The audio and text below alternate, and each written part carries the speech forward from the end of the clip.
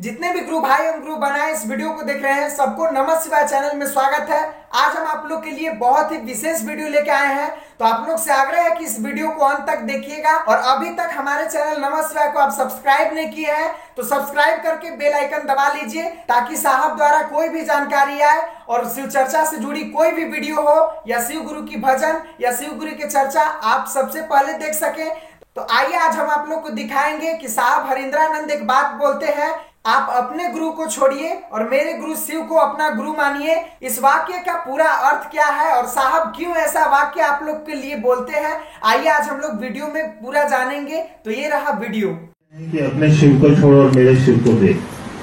तो इसमें ये थोड़ा सा सवाल कौतूहल मन में पैदा करता है कि आपके शिव और मेरे शिव में क्या अंतर है। अगर कोई अंतर है तो निश्चित तौर पर आपकी शिष्यता और मेरी शिष्यता में अंतर हो जाएगा। इसको थोड़ा स्पष्ट कर दिया जाए, थोड़ी दया की जाए। देखिए, कहानी तो बहुत पुरानी है, 1935 की है, अंग्रेज के यहाँ। एक नंबरदार पहले नगर पालिका में हुआ करता था, जो नंबर देता था बैलगाड़ी, साइकिल, इस सब पर। हमने देखा है वो लोग हाफ पैंट पहनते थे, हैट लगाते थे अंग्रेजों की तरह। मेरे फादर अफसर थे तो लोग आया करते। अब ये पट नहीं है। एक नंबरदार था अंबाला में, हरियाणा में अंबाला भी है। उसको किसी काम से शहर से बाहर जाना पड़ा, गया। सुबह का वक्त था, चला गया। उस समय बस्तियां नहीं थी, घर बड़े बहुत कम थे। गया, काम करके लौटा शाम में, तो शहर के बाहर एक नदी थी। अब है कि नहीं मैं नहीं कर सकता। शहर के बाहर एक नदी थी और बरसाती नदी है। दिन में बारिश जोर की हुई और उस नदी में भारी पानी आ गया। बरसाती नदी में पार करने के लिए नाव नहीं रखी जाती है, क्योंकि पानी आएगा तब न नाव की जरूरत है। पानी नहीं है, इसीलिए कोई नाविक नाव नहीं रखता। परमानेंट नदी में न नाव रहती है। कि टेम्पोररी नदी में, पहाड़ी नदी में तो लोग पैदल जीप से हम लोग नदी में उतार देते। जब वो लौटा तो बहुत पानी था उसमें, और कहा जाता, न कोई आदमी न घर, हो चुका अंधेरा। अब लौटेगा तो अंधेरे में जाएगा कहाँ। आपका जमाना तो है नहीं कि नदी के किनारे घर बसे, कुछ नहीं था। वो खड़ा होकर सोच रहा था कि हम क्या करें, हम तो फंस गए। वर्दी में था, उसका जो नगर पालिका की वर्दी होती है उसमें था। वहां पर एक साधु खड़ा। साधु ने देखा कि आदमी वर्दी में है, यहाँ अकेले क्यों खड़ा है। पूछा क्या बात है, कि बता दे नंबरदार, बता दे। साधु ने कहा कि दोनों हाथ उठाओ। उसने दोनों हाथ उठा लिए। साधु खुश। अघोरी को तो कहा कि खड़ा हो जाओ तो खड़े हो जाए, उसी पर बेटा दे देगा। सब मुठ का कोई ठिकाना होता नहीं है। जैसा महादेव मुड़िया वैसा उनका सब आदमी मुड़िया। खुश हो गया। भींगा हुआ बालू वहां पर था, उस बालू को उसने उठाया और एक तरह पर तालाबे 100 शिकार शी लिख दिया और एक पर वह लिख दिया, ताकि दोनों को सटाओ। पढ़ो क्या लिखा है। नंबरदार पढ़ा लिखा है शिव, एक में शी था एक में वह था, पढ़ा शिव। कहा इसको देखते हुए नदी पार कर जाओ, जाओ। नंबरदार तो परेशानी में था ही, पानी पर पांव रखा, पानी पत्थर हो गया। चलने लगा, चलने लगा, चलने लगा। आधी दूरी के बाद जब पानी कम बचा तब वो सोच रहा है। अब तक तो सोच रहा था कि डूब जाएगा, अब सोच रहा है कि अब तो निकल गया, कौन सी।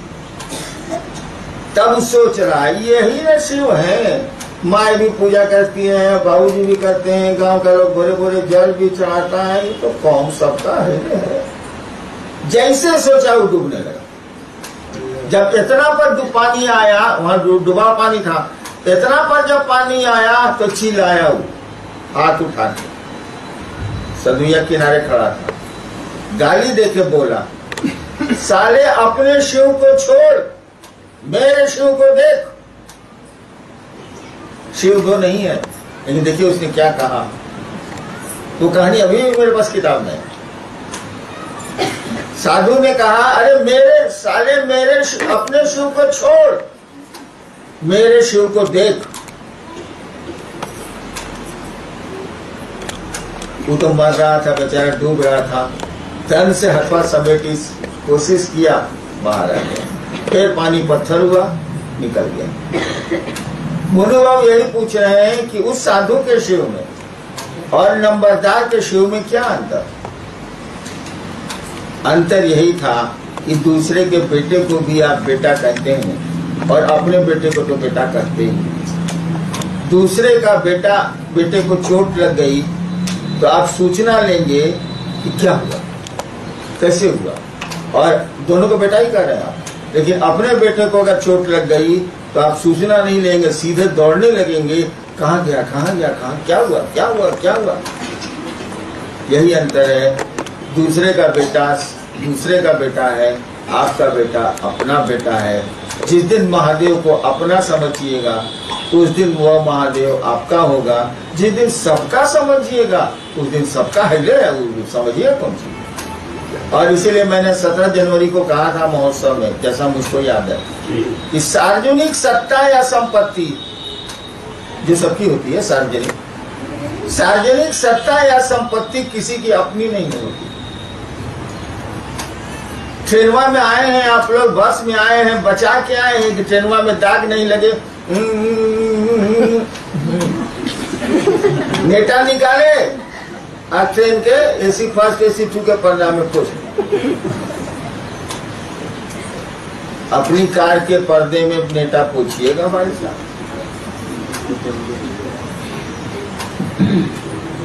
इसीलिए उस अघोरी का महादेव उसकी बात सुनता है, नंबरदार का महादेव उसकी बात नहीं सुनता है, क्योंकि वो तो नंबरदार के लिए सार्वजनिक है, सबका है। नंबरदार के लिए उसका है, वो जानता है महादेव मेरा है। वो ये नहीं जानता है आपका है कि नहीं है, लेकिन वो जानता है मेरा। उसके लिए उसके पास दर्द है, उसके पास उसके लिए संवेदना है, सेंसिटिवनेस है। यही है। वीडियो को पूरा देखने के लिए सभी गुरु भाई एवं गुरु बहनाओं को दिल से धन्यवाद।